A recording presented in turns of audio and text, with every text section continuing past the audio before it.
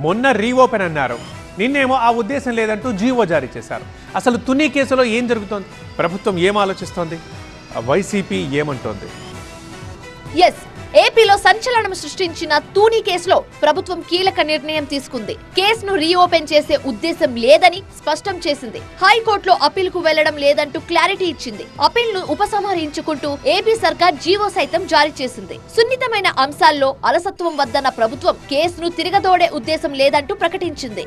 ఏ స్థాయిలో ఆమోదంతో ఫైల్ నడిచిందనే విషయంపై సర్కార్ ఆరా తీసింది. కేసుపై RPG senior divisional security commissioner చేసిన ప్రతిపాదనల ఆధారంగా ఉత్తర్వులు వెలువడినట్టుగా గుర్తించింది. ఇలాంటి చర్యలను ఉపేక్షించేది లేదని ప్రభుత్వం నుంచి అధికారులకు హెచ్చరికలు జారీ అయ్యాయి. దీంతో కేసు తెరపైకి వచ్చిన 24 గంటల్లోపే రీఓపెన్ వద్దని తేల్చేసింది ప్రభుత్వం. ఇక 2016 జనవరి 31న కాకినాడ జిల్లా తూనిలో రత్నాచల్ ఎక్స్ప్రెస్ కు నిప్పు పెట్టారు ఆందోళనకారులు. కాపులను బీసీలో చేర్చాలంటూ నాడు ముద్రగడ పద్మనాభం ఇచ్చిన పిలుపుతో జరిగిన సభకు వేలాదిగా తరలి వచ్చిన నిరసనకారులు సభ తర్వాత ఆందోళనకు దిగారు. విశాఖ వైపు వెళ్తున్న రత్నాచల్ ఎక్స్ప్రెస్ బోగీలకు నిప్పు పెట్టారు. పక్కా ప్రణాళిక ప్రకారం పెట్రోల్ బాటిల్స్ తీసుకొచ్చి ట్రైన్ తగలబెట్టారన్న ఆరోపణలతో పలువురిపై కేసులు కూడా నమోదయ్యాయి. పలు దశలుగా విచారణ కూడా జరిగింది. చివరికి 2023 మే 1వ తేదీన విజయవాడ రైల్వే కోర్టు కేసు కొట్టేసింది. ఆ తీర్పుతో మాజీ మంత్రి ముద్రగడ పద్మనాభం, దాడిశెట్టి రాజా సహా మరికొందరికి ఊరట దొరికింది. అయితే కేసులో విచారణ సరిగ్గా జరగలేదని